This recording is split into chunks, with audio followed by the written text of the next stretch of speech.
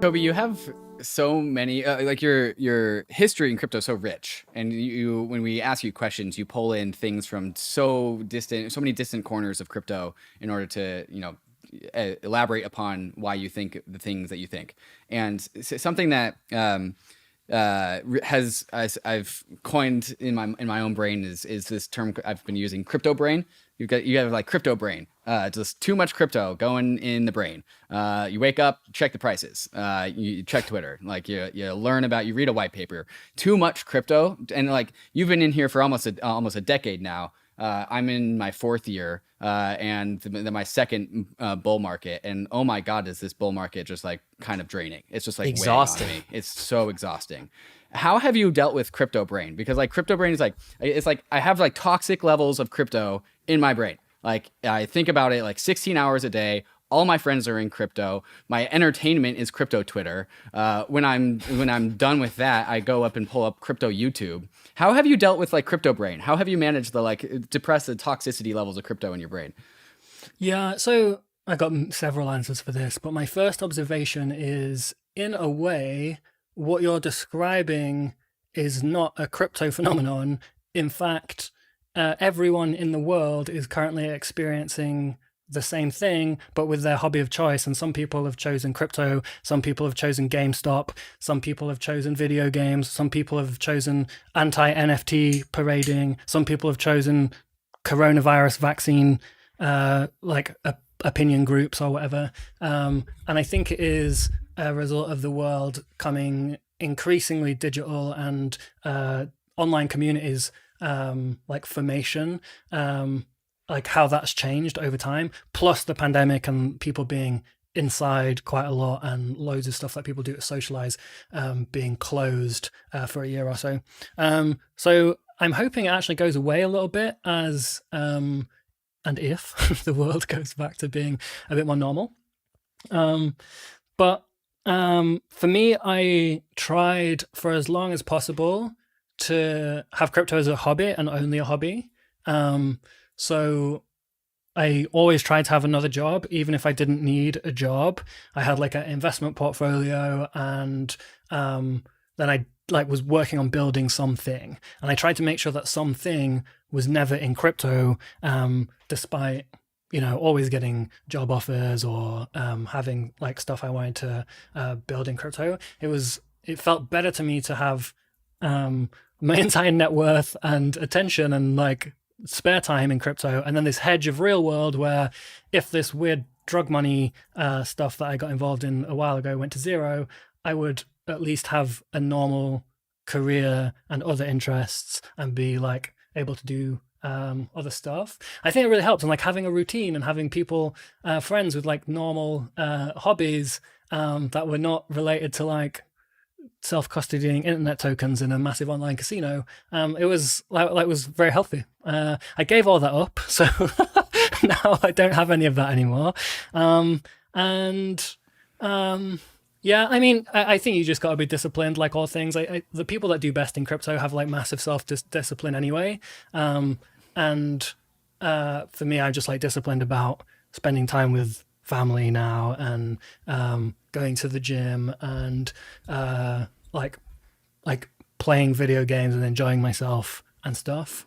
Because I think that it makes me do better at the crypto stuff anyway, as like if I'm not like way too deep and in a massive hole. Especially now that like especially crypto Twitter curates you the winners. It like your feed every day is the people that like won for the day, or the person whose Bored Ape got stolen. That's all crypto Twitter is. There's loads of people who like just hit them like out of the park 10,000x in a day, and they're like, screenshot, here's my gains for the last 6 hours, and you're like, well, I'm doing terribly. And then there's like a dude who gave his seed phrase over because someone offered to buy it for double as long as they gave the seed phrase. Like that's all crypto Twitter is. So if you spend too much time on there, I think that your mental gets a bit messed up. You focus on like people having the worst possible time and people having the best possible time, instead of just like, what do I need to do today? I do think there is one thing that like crypto has really fucked up in my head, which is like a lot of my friends now, people I talk to, and people who have been doing crypto for 10 years or are all like now like deca billionaires, right? So like Suzu messages me sometimes to get my opinion on the market, and I'm like, I don't know what his net worth is, but I'd estimate it's like 20 to 50 billion or something. Maybe I'm massively overestimating. People always do that to me. And then there's like, you know, these exchange owners, and like I'm in these like group chats of like OGs who in the bear market would just sit and cope with each other and be like, are we dead? Like, did we believe in the wrong thing? And now they're all just so rich that in my head it fucked up the like what a lot of money is, or like what the value of money is. And I think that's the like weird, most toxic thing. And even crypto Twitter does this, right? Like you follow these people who are all buying these like $1 million watches and like insane houses and stuff. And I live like a much more normal life, I think, to those people. I did well in crypto. I didn't do as well as Suzu or Sam or the Alameda guys. But I don't buy like silly watches and stuff. And like I find myself sometimes being completely disconnected from what a lot of money is. And like, that's the thing I try the most to like reset often, because having been in the markets for 10 years and doing all right puts you in a massive place of great privilege. But all of my friends and family did not listen to me. They thought I was weird and that this thing was like I was getting scammed in a MLM scheme or something. So the people around me in real world have really normal lives and normal situations. They know what a lot of money is, and you know, they have like money problems and stuff. And then my friends on my phone are all like deca billionaires, wondering, you know, if they're gonna need to build their own, I don't know, waterfall or forest so they can have clean air and water or something at some point. So like, I think those two things are like really like difficult to reconcile. I don't want to become like a weird person. No offense to Sue, I don't think he's a bit weird, but whatever. Does wealth weigh on you, or yeah, does wealth weigh on you? I don't think so. I mean, in some ways, I think that it highlights how much of a scam everything is. Like I knew it was before having any money. I did all right in crypto. People always massively overestimate my net worth. I get two things, like huge, massive, ridiculous overestimations, and then like just some slight overestimations. It's like no one ever underestimates it. But I did all right, and you know I'm very comfortable now. But before I had money, I thought everything was a scam and it was all rigged and blah, blah, blah, blah, blah. And now having money and being able to help my family out, for example, and seeing my parents' personalities change because they don't have to worry about certain things anymore, like making ends meet or like what's going to happen when they retire or, you know, these kind of things. Seeing their personalities change and getting to know them more as people because some number changed on a screen makes me A, like everything seems like a giant scam, but B, feel like I was also slightly robbed of experiencing that while I was growing up or while I was younger, because they had these burdens and had to worry about them. So it doesn't weigh on me so much, but I do think a lot about that. Like it feels like everything is a bit of a scam for some like weird numbers on a screen, and it means that people like live their lives in ways where they don't get to properly know the people around them because everyone's always worried about short-term stuff. But I don't know. It's a good question, though. Let me ask you though, Cobie. So like, where do you find your purpose after you like reach that point? We're going deep, aren't we? Right. It's My like, purpose at the moment is to get to Diamond in League of Legends. It's been the same purpose for 8 years, and I'm still in Silver. But seriously, so like I see lots of people, and you know, once you get past that post scarcity mindset, right? And like it just becomes one of the first Bankless episodes we did. We were trying to talk about money, like what actually is money. And I remember David said something in that episode, and I don't know whether David, you got it from your brain or you just like, you know, saw that somewhere, but it's like basically money is just a point system. It's high score, man. We're all competing for high score. And that's eventually what kind of the deca billionaires get to. It's just like this big competition for high score. And so you see someone like SBF who's like, oh, once I reach my high score, whatever that number is, I'm just giving it all away, right? It's like maybe that's become SBF's purpose in life.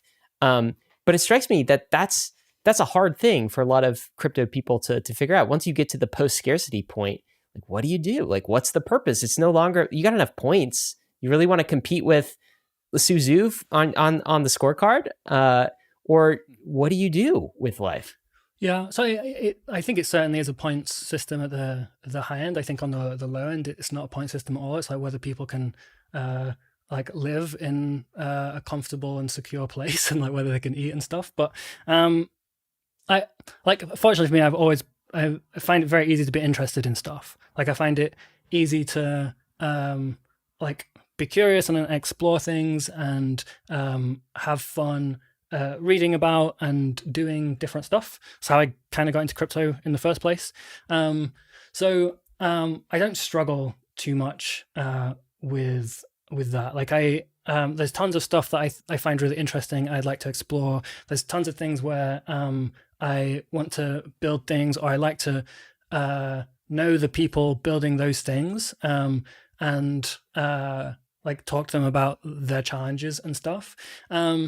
And I think there's loads of stuff in the world that is like, at the end of the day, while many of the crypto OGs that had the sort of origin story that I described of like, oh wow, the system's a scam and blah blah blah,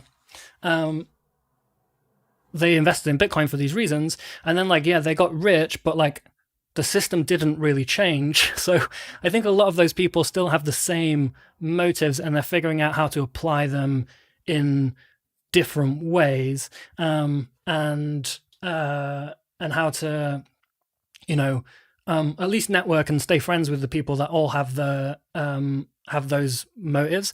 I like a lot of my Twitter account and Up Only podcast stuff. It's not like obviously like it's just a bunch of thoughts, and like it's not very sophisticated or well put together. Like, you know, you do research and stuff, and you like real podcast people. Me and Ledger don't know who the guest is going to be half the time. Like, we just turn up and like, what we're doing? Oh God, do you know who this person is? No, you. That's like kind of what ours is like.